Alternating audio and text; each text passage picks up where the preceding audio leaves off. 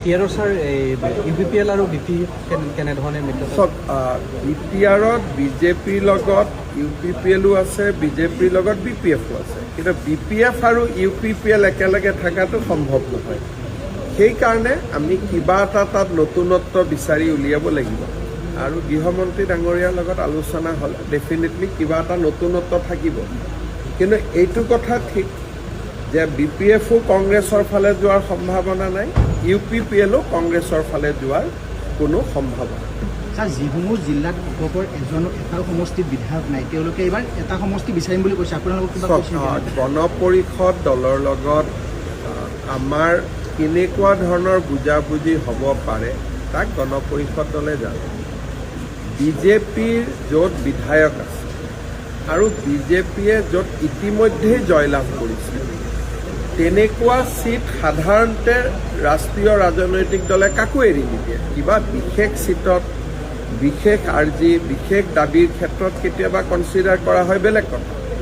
আৰু এনেকুৱা যদি প্ৰত্যেক চিটত কোনোবাই এটা চিট বিচাৰে, অসমত 35টা চিট আছে, যদি 35টা চিট এ জি পিক দিওঁ তেতিয়াহ'লে বিজেপিয়ে 20টামান চিটতহে খেলিব, বাকীটো 22টাতটো 25টাত আমি কোনেও খেলিব নোৱাৰোঁ। গতিকে মই ভাবোঁ যে আপোনালোকে ডেফিনেটলি শুনোতেও ভুল হ'ব পাৰে বা তেওঁলোকে কওঁতেও, কাৰণ অসমত 35খন জিলা আছে। এতিয়া বাক্সা জিলাত এ জি পিয়ে ক'ৰ পৰা চিট ল'ব, চিৰাঙত ক'ৰ পৰা চিট ল'ব, তামোলপুৰত ক'ৰ পৰা চিট ল'ব, কাৰণ তাততো আমিয়ে চিট পাওঁ নে নাপাওঁ ঠিক নাই। গতিকে আমি তেওঁলোকক ক'ৰ পৰা চিট দিম। গতিকে এই গোটেই কথাটো এটা বুজাবুজি যোৱা বছৰ 2021ত হৈছে। গতিকে 2021টোকে ভিত্তিবৰ্ষ হিচাপে লৈ বুজাবুজি হ'ব। গতিকে 2021ৰ পৰা এখন দুখন চিট আগপিছ হ'ব পাৰে, কিন্তু ভিত্তিবৰ্ষটো 2021 হ'ব, তাতকৈতো আৰু বেলেগ হ'ব নোৱাৰে।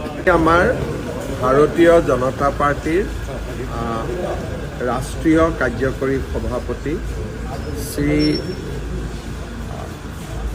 আমাৰ নীতিন নবীন ডাঙৰীয়াৰ অধ্যক্ষতাত কোৰ কমিটিৰ বৈঠক অনুষ্ঠিত হয় আৰু কোৰ কমিটিৰ বৈঠকত ৰাষ্ট্ৰীয় সাংগঠনিক সম্পাদক বি এল সন্তোষ ডাঙৰীয়া, কেন্দ্ৰীয় মন্ত্ৰী সৰ্বানন্দ সোণোৱাল ডাঙৰীয়া, আমাৰ নিৰ্বাচনী প্ৰভাৰী বৈজয়ন্তজয় পাণ্ডা ডাঙৰীয়া, ৰাজ্যিক প্ৰভাৰী হৰীশ দ্বিবেদী ডাঙৰীয়া আৰু সহ নিৰ্বাচনী প্ৰভাৰী সুনীল শৰ্মা ডাঙৰীয়া উপস্থিত থাকে।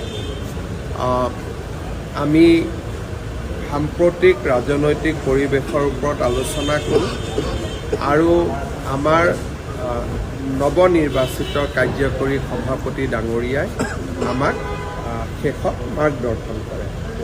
অহাকালিও আমাৰ কাৰ্যনিৰ্বাহক বৈঠক চলি থাকিব আৰু অহাকালিও আমাৰ দলৰ কেইবাখনো গুৰুত্বপূৰ্ণ বৈঠক, election management committee, campaign committee, manifesto committee, এইসমূহো বৈঠক সমান্তৰালভাৱে অহাকালিও চলি থাকিব।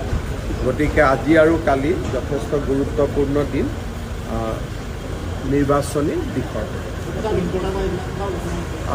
মিত্ৰতাৰ কথা আমি ইয়াত আলোচনা ইউজুৱেলি নকৰোঁ। কেন্দ্ৰীয় গৃহমন্ত্ৰী ডাঙৰীয়া 28 তাৰিখে গুৱাহাটীত আহিব, 29 তাৰিখে তেওঁ বটদ্ৰৱাত যাব, 29 তাৰিখে তেওঁ গুৱাহাটীতো দুটা অনুষ্ঠান কৰিব আৰু কেন্দ্ৰীয় গৃহমন্ত্ৰী ডাঙৰীয়াৰ পৰ্যায়ত আমাৰ মিত্ৰতাৰ আলোচনাবিলাক চলি থাকিব। কিন্তু কেইটা চিট কোনে পাব, কাক দিয়া হ'ব, সেয়া ফেব্ৰুৱাৰী 15 তাৰিখৰ আগতে ডেফিনেটলি সম্পূৰ্ণ নহ'ব। কিন্তু অনানুষ্ঠানিক বুজাবুজিৰ প্ৰক্ৰিয়াটো ইতিমধ্যে আৰম্ভ হৈছে। মোটামুটি মই ভাবোঁ যে আমি সুন্দৰভাৱে আসন বুজাবুজিৰ যিটো প্ৰসংগ আছে তাক আমি সমাধান কৰিব। আৰু ইলেকশ্যন আমি NDA বুলি খেলোঁ, ইলেকশ্যন আমি বিজেপি বুলি নেখেলোঁ, NDA বুলি খেলোঁ। সেইকাৰণে আমি গোটেইবিলাক সমস্যা যি আছে আমি সমাধান কৰিম।